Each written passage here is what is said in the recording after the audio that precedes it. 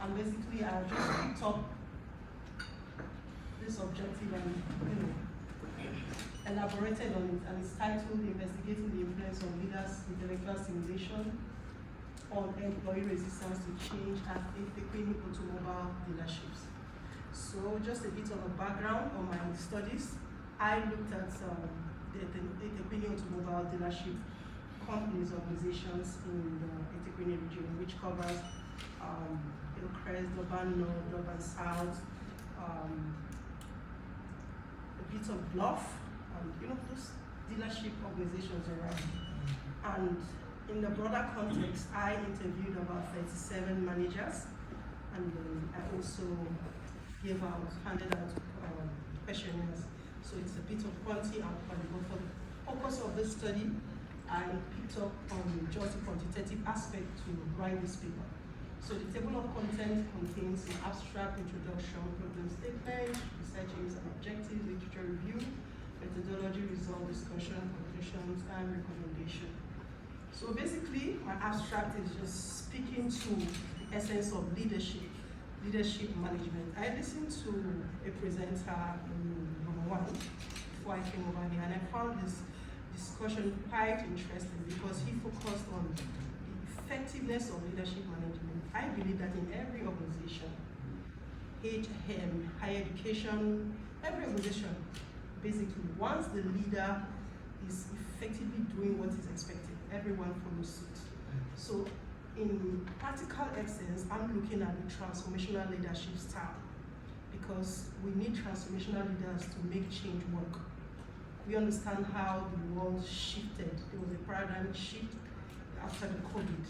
And when change is not easily acceptable, it makes work difficult. It makes organizational objectives quite difficult to absorb and for employees to understand what's going on.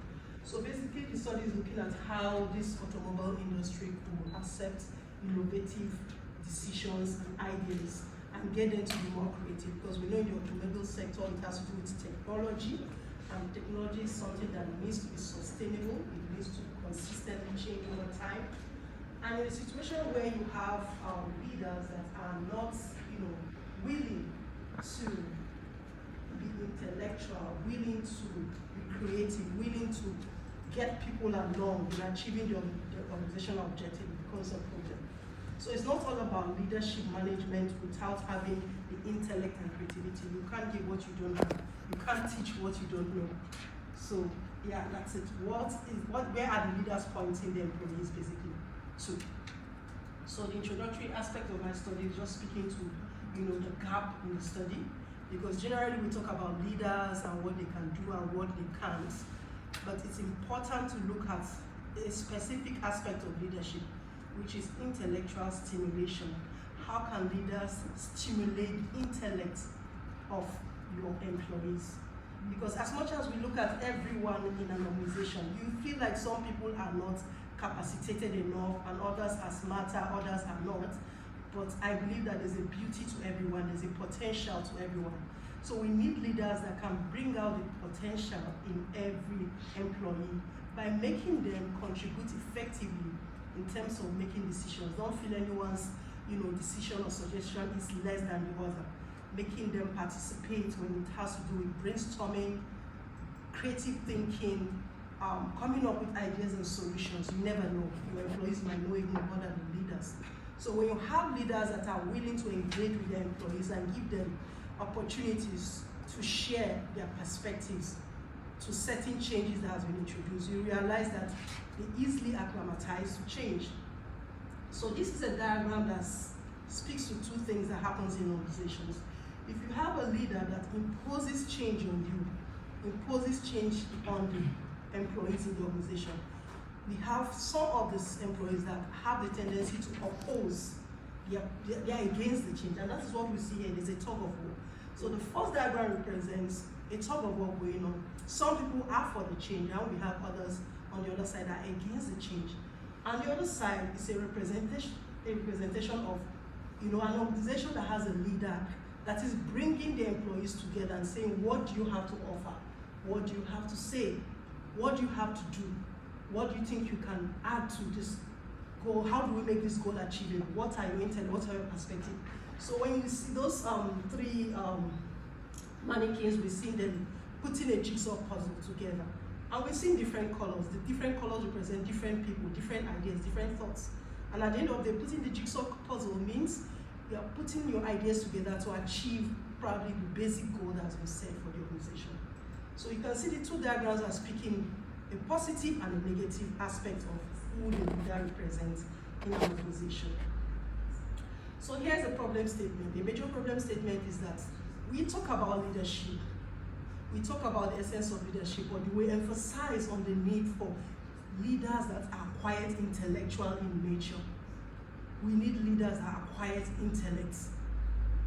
They know what they're doing. When you have leaders that know what they're doing, they know their onions, they're able to carry everyone along. They're able to roll up their sleeves and say, come, let's work together. So that is the basic challenge we're having in most organizations. We have a generalized conclusion on what leaders are expected to do, but we don't emphasize on leaders that are intellectual in nature. And when this becomes an issue, it becomes a problem, especially in the automobile sector, where there's a lot of innovative changes happening. And when organizations are not able to carry along with the changes, what happens? The organizations become unsuccessful. They lose the competitive advantage they have over their substitutes. So basically recognizing the gravity of this challenge, we do not want employees that are resisting change, they are hesitant, are scared to embrace change. So that is the problem statement. And the major aim of the study is to see how we can look at how intellectual stimulation as a skill of a leader to reduce resistance to change. We do not want employees that are resisting change. Okay? So the underlying objectives following the aims is to explore the role of intellectual stimulation, analyze the relationship between leaders' intellectual stimulation and employee resistance to change, and finally to provide recommendations and insight for automobile organizations. I believe not for automobile organizations alone.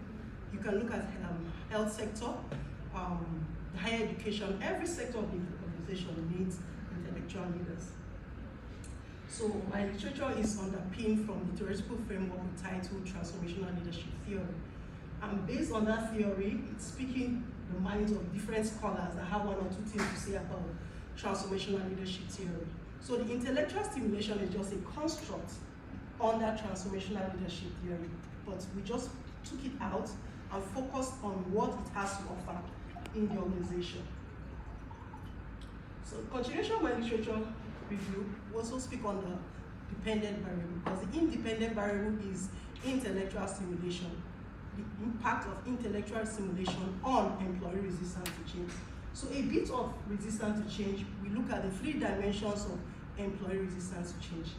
The first dimension, cognitive rigidity, is talking about or speaking to the feeling of your thoughts or perception concerning certain things or certain changes.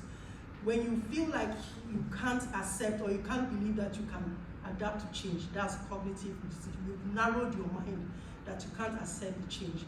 For instance, we have lecturers that are not willing to teach online because they believe that they don't have the confidence to teach online. So they've narrowed their cognitive rigidity to just teaching physically and not online.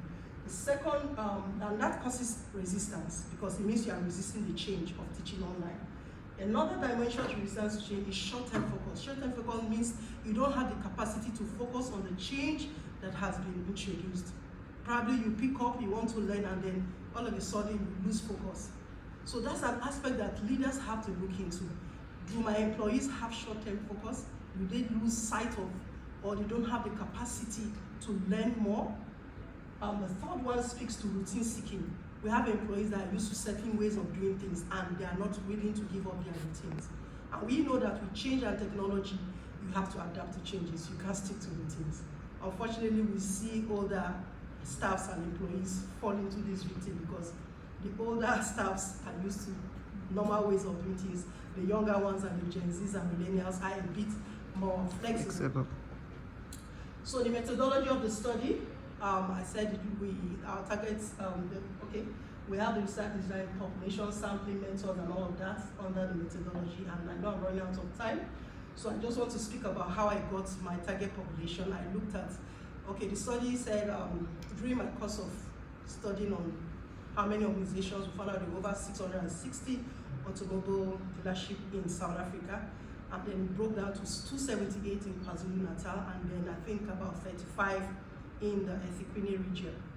So based on research formula, I was able to indicate how I could collect at least 50 questionnaires from every of the 6 selected organizations. I looked at 6 organizations, and then even though they have branches in all of these places I earlier mentioned, I tried to give out 300 questionnaires, but I received 170.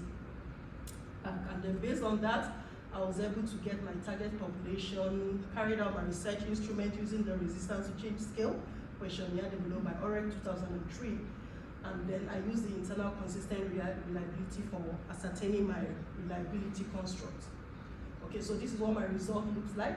The demography of the male proportion, the female proportion, the age proportions of the employees, the departments, and their tenure of work. So basically, in depth of my study, I could see that females are more, they have the tendency to accept changes compared to the male, and so on and so forth.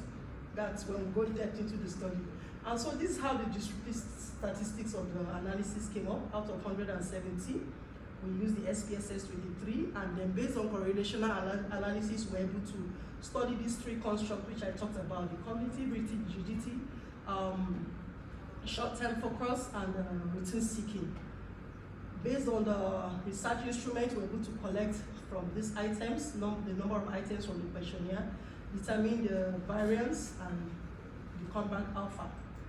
So because of time, I don't want to speak to every of the slides. So these are my hypotheses. The first one, I tried to see how to relate intellectual stimulation. Does it have significant impact on routine seeking as an employee, resistance to change? Intellectual stimulation, does it have a significant relationship with cognitive? How do they relate with these 3 constructs of employee resistance to change?